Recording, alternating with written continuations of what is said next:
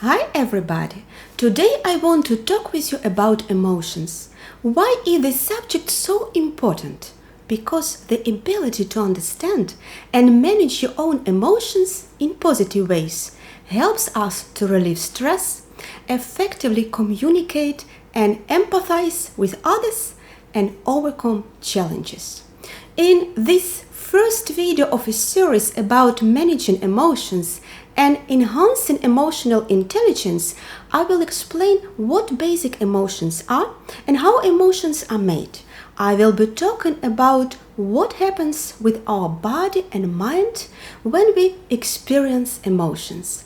So stay with me to the end, and if you are new here, don't forget to subscribe to my channel and hit the notification bell so you don't miss my new content I post every week. I'm a healthcare psychologist and therapist, and I make videos on psychology and mental health topics.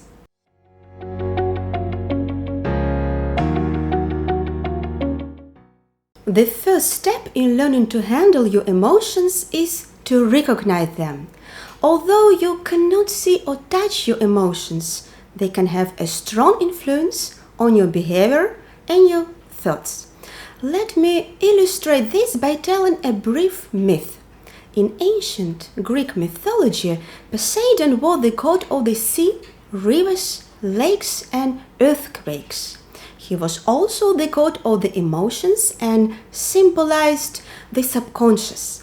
The opposite of Poseidon was Zeus, the king of the gods and the god of the sky. Zeus represented logical and clear thinking, rationality and planning. In the eyes of Zeus, emotions, especially the intense emotions, are troublesome and threatening. According to Zeus, emotions interfere with the maintenance of an order in the universe. Zeus lived on the top of Mount Olympus, close to heaven and as far as he could from his disorderly brother's house at the bottom of the sea. But when Poseidon stormed the seas, flooded the rivers and myrtles, and let the earth tremble, Zeus and everyone else had to notice him and couldn't help but to respect his power. The message of this myth is that we can be like Zeus, wanting to keep our emotions and feelings at a distance or at the bottom of the ocean. Well, we just can't.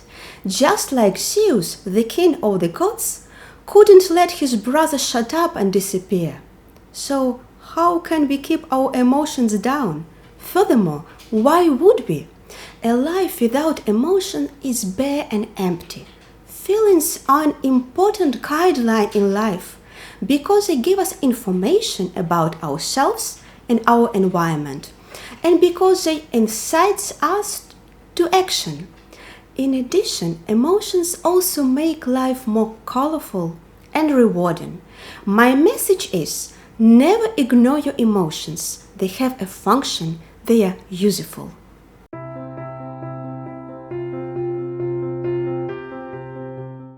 A feeling is an emotional experience which is associated with physical phenomena and thus not a thought, behavior, or situation.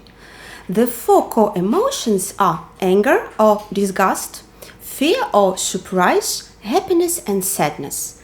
If you find it difficult to name what you are feeling, you can try to choose one of these four emotions. However, there are many more words for these four core emotions and combinations of these emotions. For example, frustration, shame, or guilt. Complex emotions are combinations of two or more core or basic emotions. In any case, it's certain that feelings do not exist on their own. Certain feelings are associated with certain thoughts and behaviors.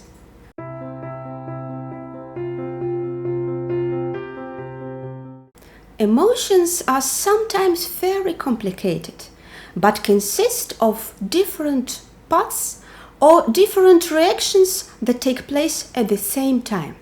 Emotions include physical changes such as muscle tension and relaxation, changes in blood flow, changes in heart rate, skin temperature, and so on.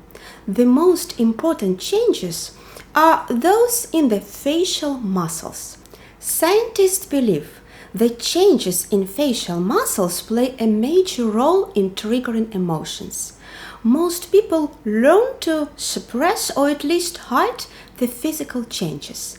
But even if the changes are not always visible or obvious, very sensitive instruments might register them.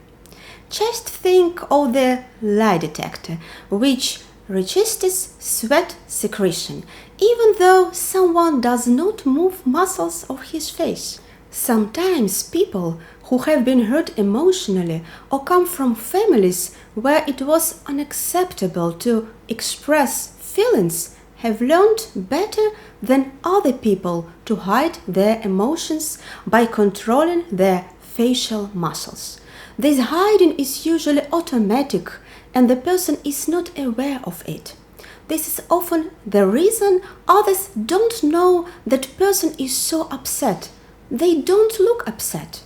By suppressing emotional expression, for example facial expression, a situation can arise in which others do not receive the feedback they need to fine-tune their interactions with this person.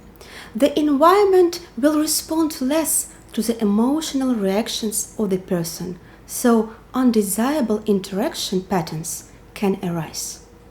Brain changes can also affect emotions. Neurochemical changes in the brain are important parts of emotions.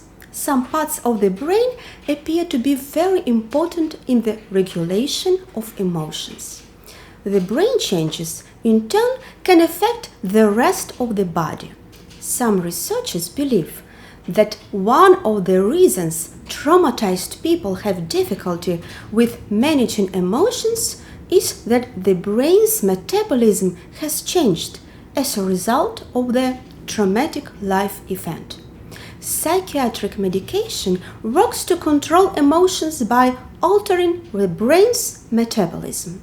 However, this is usually not the only solution. Next, emotions include perceiving. When people have emotions or feelings, they feel the body and brain change. This is usually meant by emotional experience. So when people say to you that you shouldn't have a certain feeling, that's pretty foolish. It would be like saying not to feel the rain on your head. The only way to stop your feelings is to shift your attention. Sometimes it's easy, sometimes it's really impossible. Telling someone who has her foot in the fire to turn her attention elsewhere is pretty bizarre, don't you think? Emotions are the motivation to act. An important function of emotions is to induce behavior. For example, fighting because of anger or fleeing because of fear. Although the act itself is usually not seen as a part of the emotions, the tendency to perform the act is part of the emotion. Getting to know and recognizing emotions is the first step in gaining more control over what may seem like uncontrollable or unrecognizable emotions. In one of my next videos, I will go deeper into the connection between emotions, thoughts, and behavior. By becoming more aware of that connection, you can learn to get in control not only of your emotions, but also of your thoughts and your behavior. That's all for today. I hope you enjoyed this video. Be sure to hit the subscribe button and turn on the notification bell before you go. But also give this video a thumbs up. Feel free to express your thoughts in the comments down below or on my Facebook or Instagram pages. Thank you very much for watching. See you next time.